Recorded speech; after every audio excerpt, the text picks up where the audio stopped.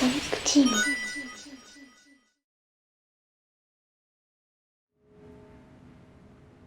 In a dream, we can do everything we want to. There's nowhere I'd rather be than here with you. Join me as we take a small visit with one of the strangest games by Sonic Team. It's not going to impress anyone in 2021, but there's a lot to enjoy with this series. Welcome to NiGHTS.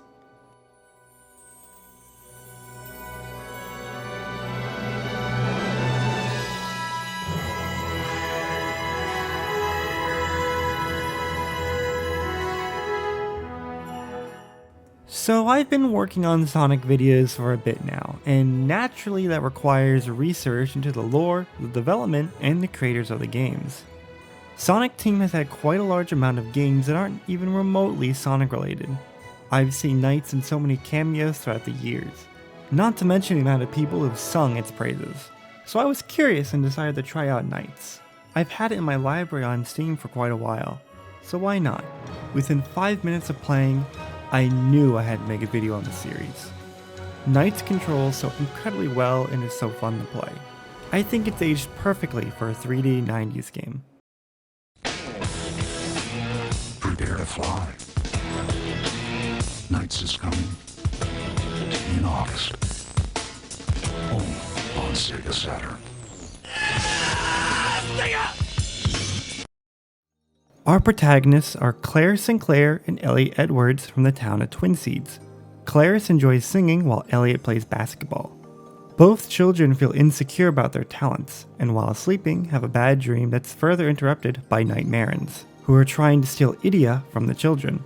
Idia are represented as spheres of dream energy, of which both Claris and Elliot had the red Idia of courage. The children are brought into the dream world, where they meet NiGHTS, a first-level Nightmaren. NiGHTS has defected from the rest of the Nightmarens in order to stop their creator, Wiseman the Wicked. Wiseman wants to collect the Idia for power. More importantly, Wiseman is the god of nightmare and will send a barrage of Nightmarens to stop NiGHTS and the children. When we navigate through enough stages, we finally come face to face with Wiseman and put a stop to his evil plans. Elliot and Claris have enough courage to impress everyone with their talents and even meet each other outside of the nightmare. Okay, so the game NiGHTS has a few quirks to address before we really get further.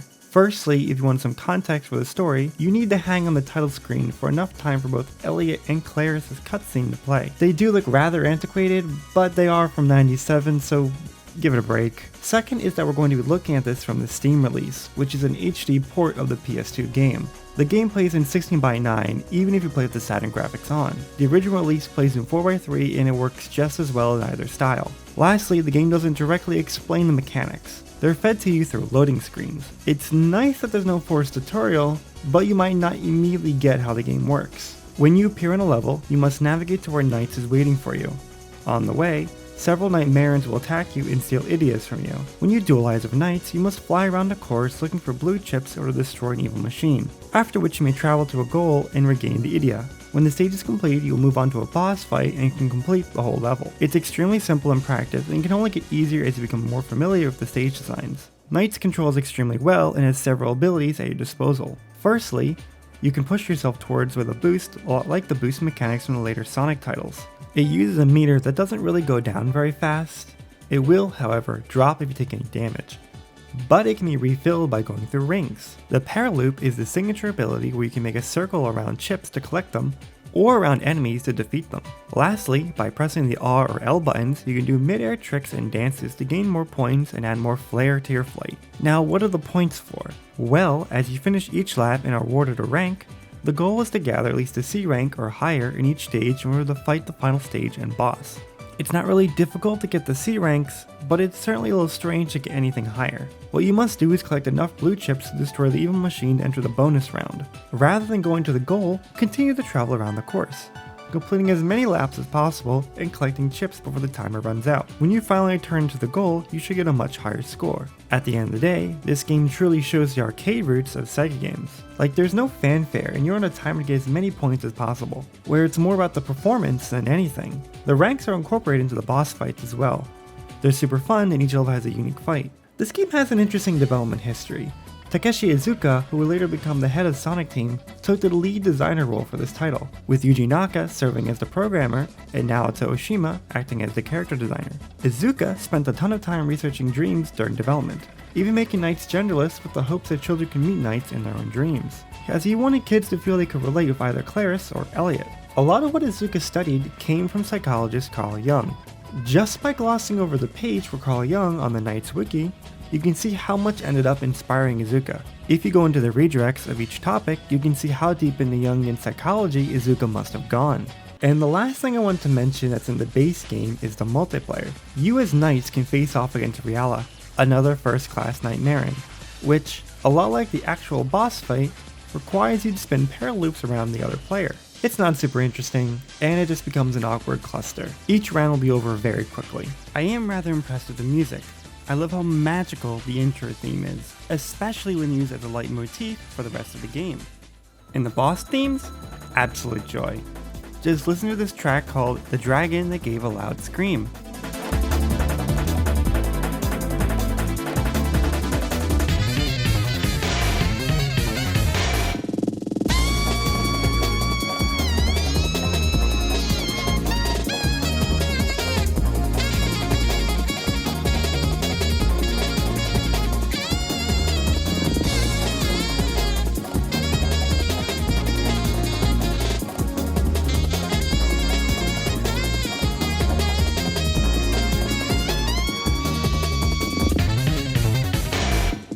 I guess the biggest problem with NiGHTS is that it was doomed to being a Sega Saturn title. The console was practically dead on arrival here in the West. A fun thing is the system normally comes with a D-pad controller so you can play games like 6-button fighting games. But NiGHTS in the Dreams, on the other hand, actually has its own special controller. A large circle-shaped controller with its own control stick. Kinda like the precursor to the Dreamcast controller. And thank God they did, because I'd rather not play NiGHTS with a D-pad.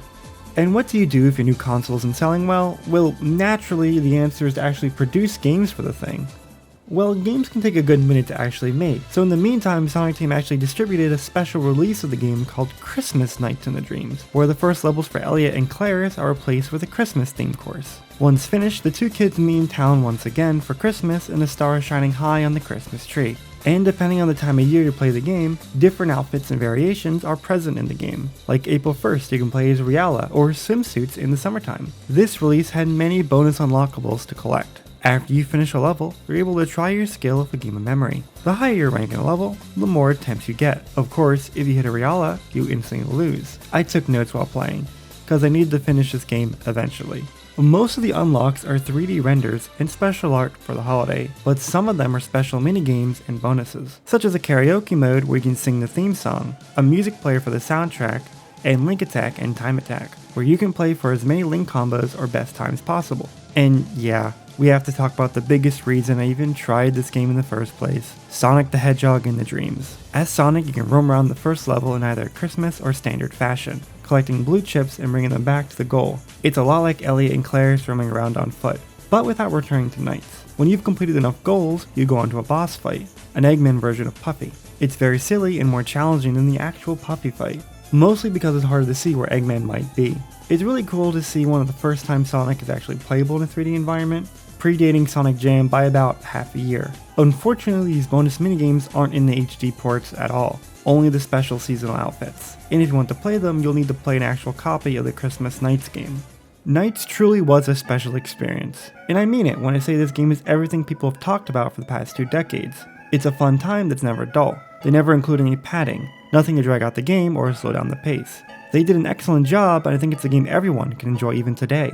But if this game is so special, what happened to any kind of sequel? Why was it only re-released on the PS2 and not something like the Dreamcast or even the GameCube or Xbox for that matter? Well, Sonic Team has a habit of not releasing sequels to their games. That is, with the exception of Sonic and Puyo Puyo. And I kind of instinctively blame Yuji Naka for that one. I mean, how many people have ever heard of Burning Rangers or Rise Star? The former has never been re-released, and Rise Star is just thrown onto Genesis compilations. So for the next 10 years, Sonic Team would include NiGHTS as a cameo character, little brief appearances like a Knight's pinball table in Sonic Adventure or a poster in Adventure 2. Maybe they're a playable character in Sonic Riders. Or you can hatch Knights from a Sonic Team egg in Billy Hatcher and the Giant Egg. Watching Knights destroy your friends was always fun to me as a kid. Aside from Cameos, the only kind of Knights game we got was a minigame on the GameCube.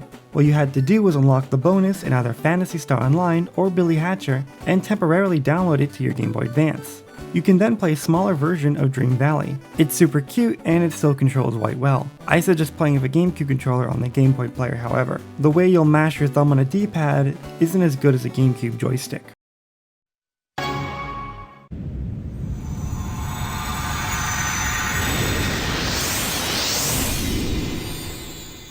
NiGHTS 星降る夜の物語 Wii でデビュー予約受付中 Sega So, what happened?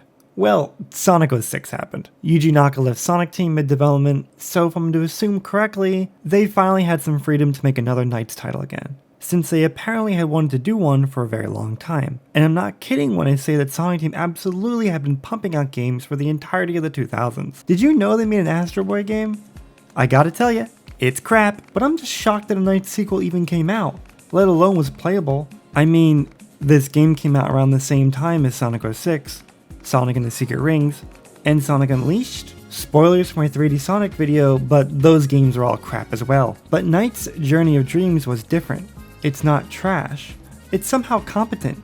Dare I say, it's a worthy sequel to the Saturn original. You can tell they cared, and that this was their passion project. I guess Sega demanded Sonic games to be coming out at the same time, but it's clear how much Takeshi Iizuka wanted to build up his magical little world. Our new story stars children Helen Cartwright and William Taylor from the town of Bellbridge. These two kids are slightly younger than the characters from the Saturn game, and if anything, it makes their problems more realistic. Helen feels guilty because she promised her mother she would practice violin, instead choosing to get ice cream with her friends, while William is worried his father will be disappointed in his soccer playing and he would do poorly in his match. That night, the two kids have a bad dream where they're chased by Nightmarens and are brought into Nightmare. Right away, we're given much more world building as we enter Nightmare. We meet an owl with extremely creepy beak lips that wiggle for different words, and NiGHTS. NiGHTS teaches us how to fly in a small tutorial. In the next level, we're introduced to Riala, who traps NiGHTS in a cage. If you climb up and dualize, you'll begin the level. So for NiGHTS Journey of Dreams, the first level of each area is a slightly different structure than the Saturn game.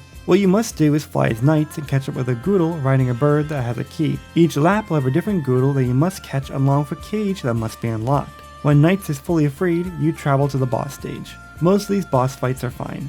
I definitely feel a lot of them aren't as good as the Saturn game's fights, but they're hardly offensive. The rest of each chapter follows a more unique structure for NiGHTS. You have several stages that have new minigames or side courses, like fly through enough ring links, or keep proper pace with the music while hitting notes in the rhythm level. Sometimes the kids go off on their own to find NiGHTS while solving little puzzles, then end capping the chapter with a harder version of that original boss fight. I don't want to say I hate this structure, it never made me want to turn the game off, and most of them are fun to play, but stuff like the boss fight revisit doesn't make any sense. I get that they wanted to make it more similar to the Saturn game and include a smaller fight after the first level, but the major problem is that the cutscenes don't support that. The cutscenes imply that the harder version is your first encounter with them. It's just a strange design choice.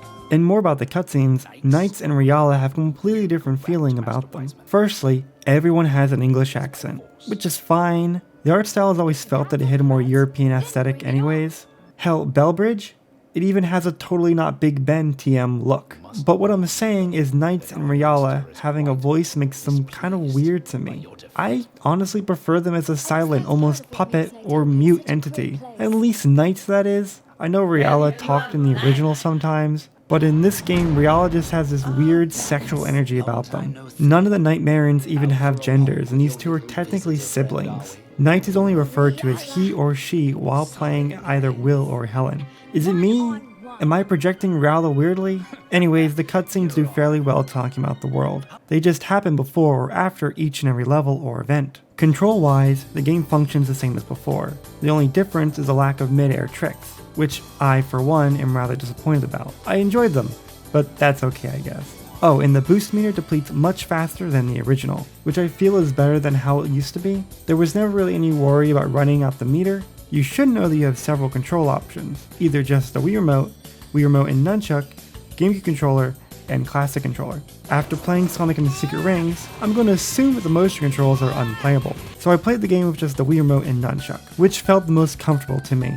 I was playing my Wii U, so I didn't have access to the GameCube controller ports, and the classic controller felt awkward to play with for me. I don't think that option is bad, that was just me personally. But you should remember how joysticks for the Nintendo consoles looked during the 2000s. They had 8 little corners in the joystick circle.